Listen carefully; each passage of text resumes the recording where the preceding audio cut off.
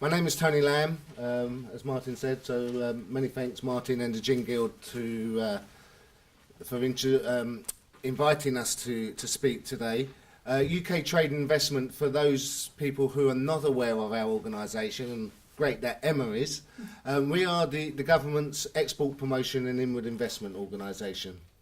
So we sit within the Departments of Business and the Foreign Office to look at export promotion and where we can assist companies at every stage of their export journey. But we also work very closely with colleagues in DEFRA now.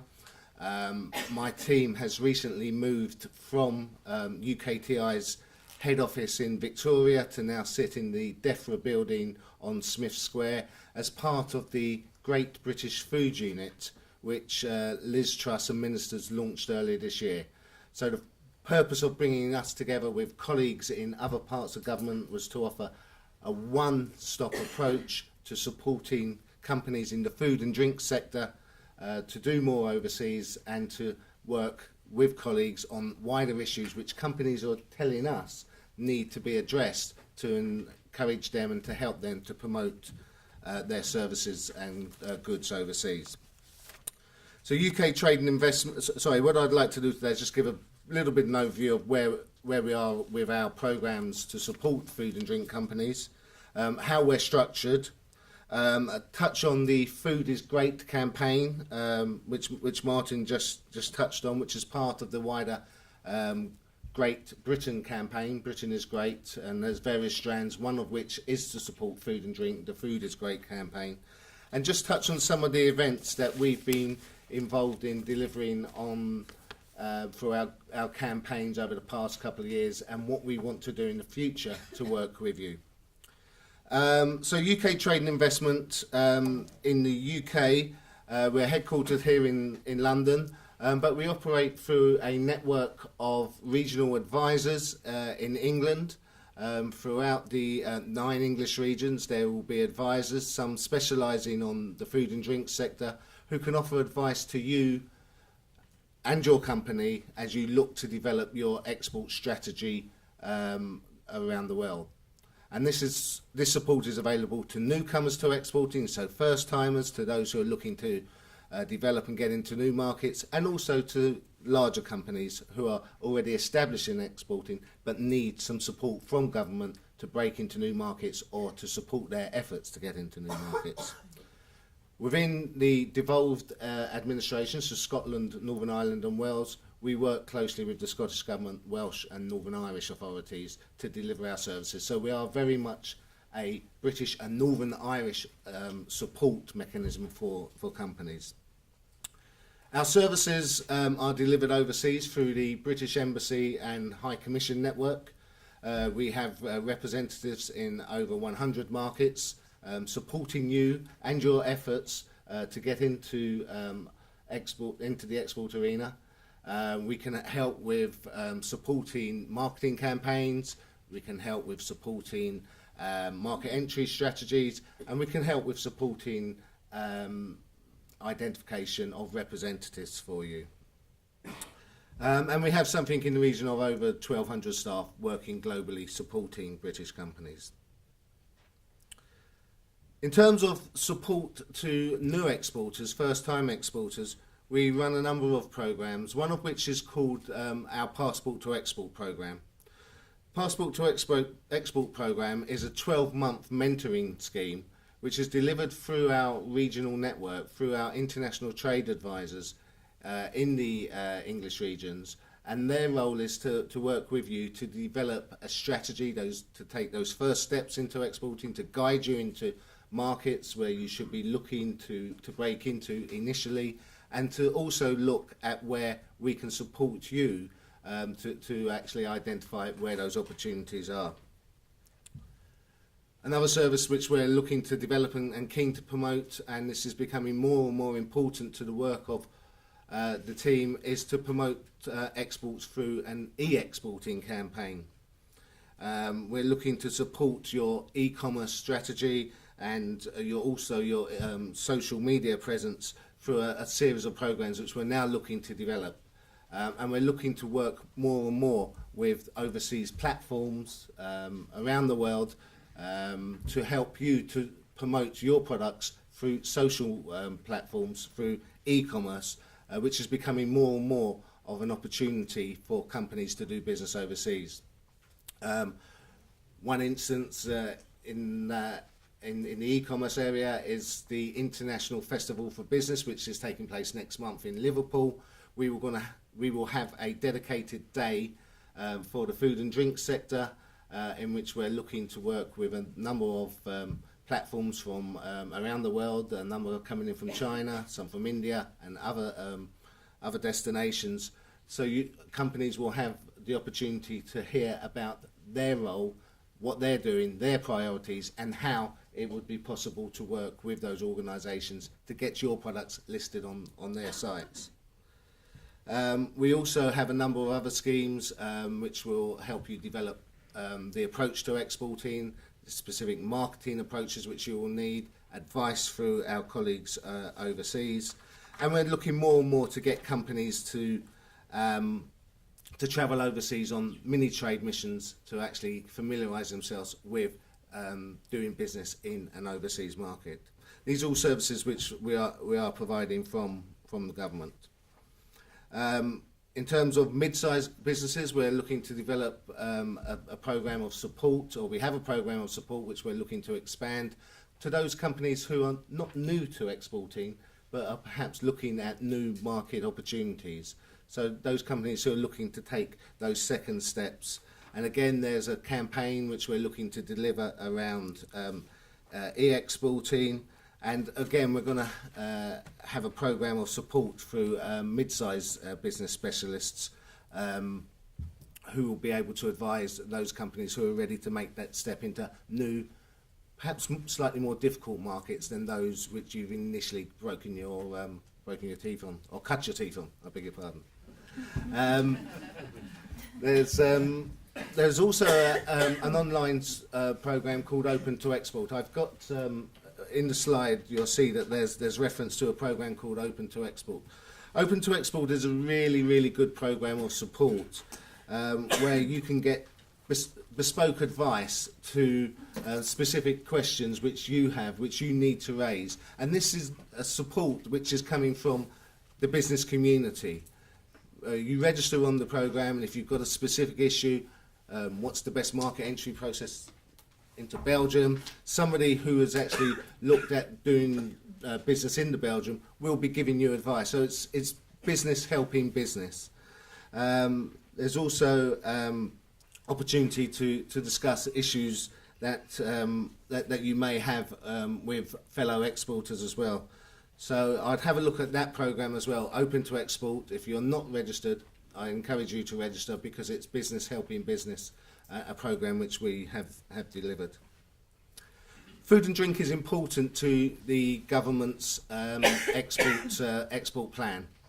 And in 2013, my colleagues, we in UKTI, working with industry and working with other parts of Whitehall, notably DEFRA, we launched an export plan. It was launched at the Anuga show in 2013. And the key objectives of that plan was to increase, within a 2-year period, UK exports was to support an additional £500 million of UK exports within that period, and to assist 1,000 companies in their export journey. Within that plan, we identified a number of specific categories that we were looking to support. Dairy was one, meat and seafood another, support with market access, and I'll touch on market access issues a little later, but also drink, specifically beer, cider, wine and spirits. So we developed the plan which had a number of specific areas of support to increase exports in those areas. We reviewed the plan at the end of last year, and we found that the numbers of companies that we had assisted was over 3,500 through various support that government was providing to those companies. And the feedback that we got from those companies was that the intervention of the government had assisted in winning over £600 million worth of new business to the UK. So we're now looking at how we can take that forward in terms of the next stage of that plan. And working with colleagues in the Great British Food Unit, which is where I now sit, we are starting to develop where those opportunities are. And what I will say is that drink and gin will form part of that that plan. There's a lot, as we've heard from Emma, there's a lot of momentum behind the gin sector and increased exports, people looking at new markets. So we are keen to work with organisations such as the Guild, such as the WSTA and other organisations to develop a campaign around supporting spirit exports, and gin will be very much in part of that. Some of the events that we were involved in the past couple of years, which has enabled us to deliver on those plans, is that we would coordinate buyers to attend international exhibitions, buyers from around the world who would come to an exhibition maybe here in the UK or one of the big global exhibitions such as Anuga, and we will bring in those individuals and offer the opportunity for companies such as yours to sit down with these buyers to talk about the opportunity of doing business with those organisations. We run trade missions overseas, and we will also take trade groups out to these international exhibitions. There was a group which attended Gulf Food earlier this year, and also back in 2014 and 2015. Buyers, we will bring buyers into the UK as well to meet individual companies.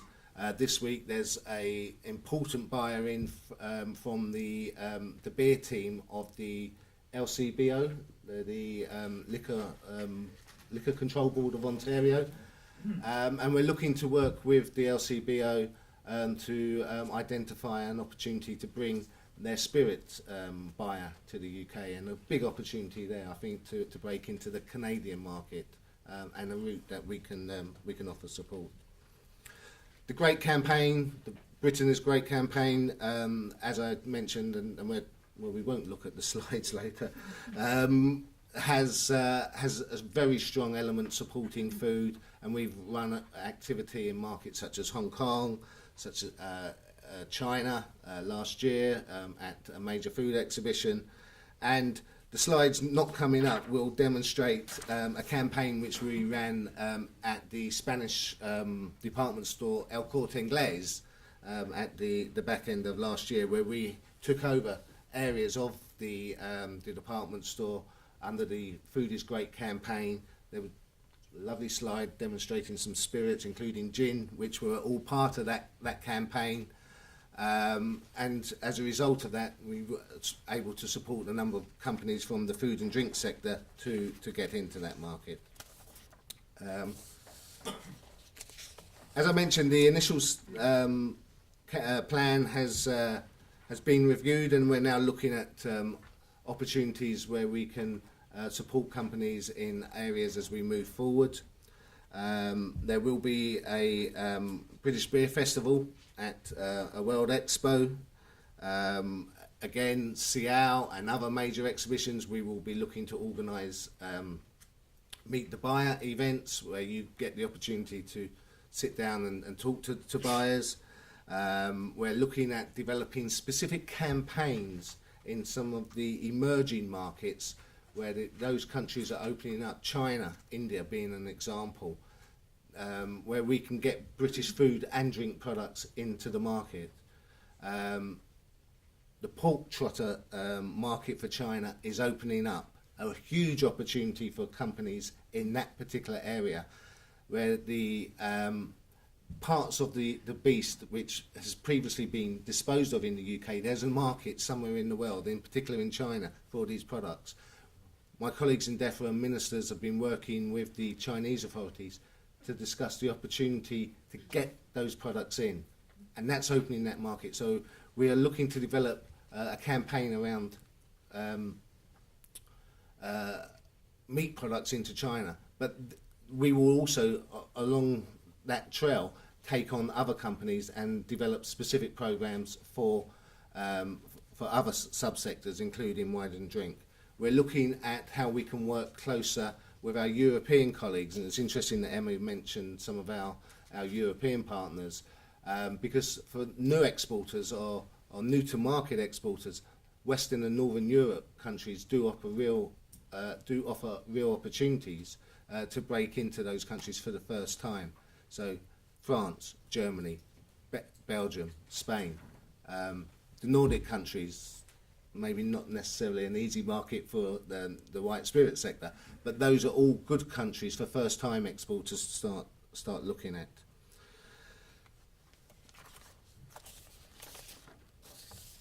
We have also strong ministerial support behind this campaign. The Prime Minister himself is very keen to support British exporting and to promote British exporting, and he has a campaign where he's looking for us to introduce 100,000 new British companies to exporting by the end of this decade, which is a real challenge. But I believe that the food and drink sector is a great industry to actually start to deliver on that wish which the Prime Minister has. I think there's a number of companies who are have the potential to do more overseas or to enter the export market. We have great innovation. We've seen that from Adnams, where companies really have the opportunity to do more overseas.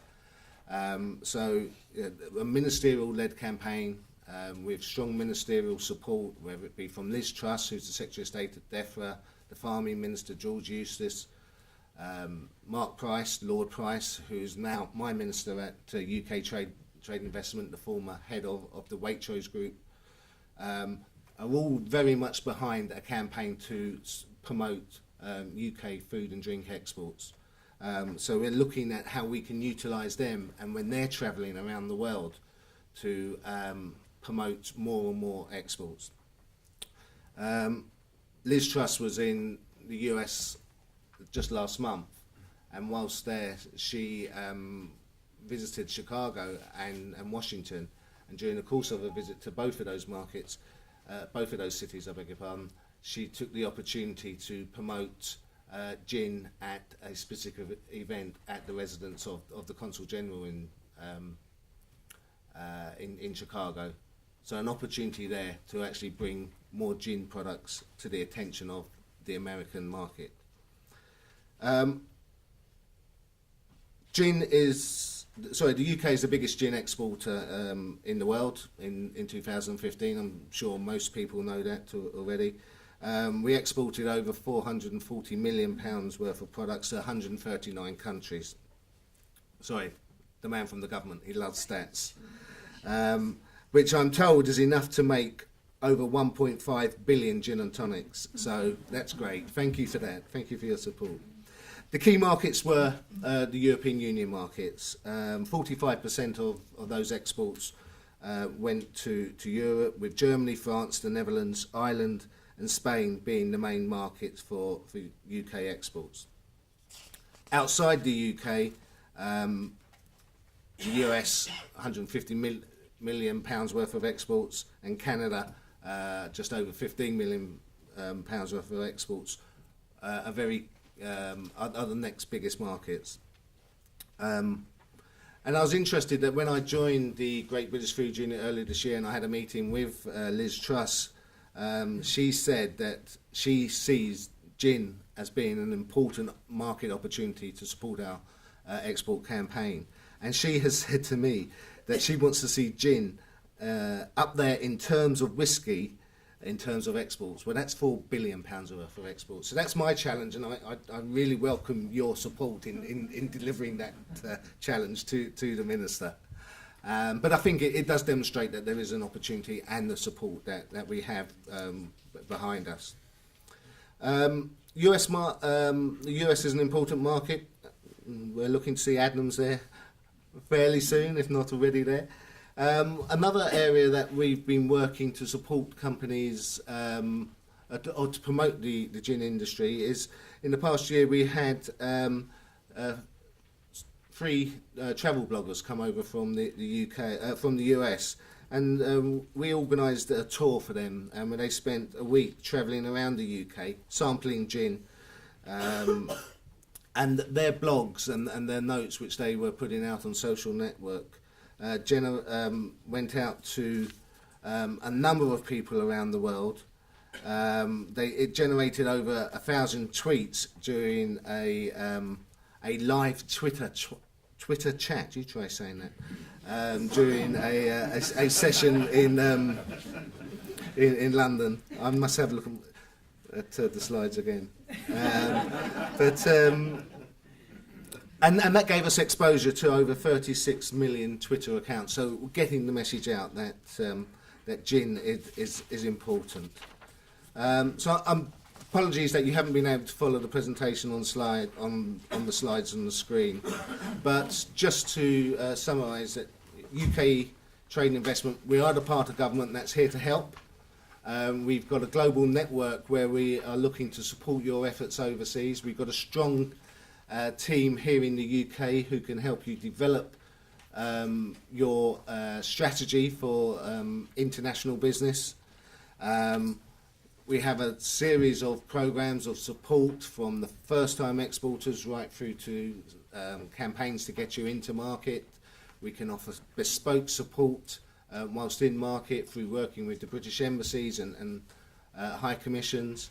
If there are specific issues which are blocking your ability to break into a particular market or block of countries, then we will use the power of our ministers and also the international institutions which we're involved with to lobby on your behalf to make sure the market is open, or to try to get the market to open, and to make sure that British products are not being discriminated against. So that market access role is very much important to us. So if there are issues that you need to bring to our attention, then speak to us either here in London or find out who your local contact is, and we can take that forward, or get some advice at the very least on how to address this.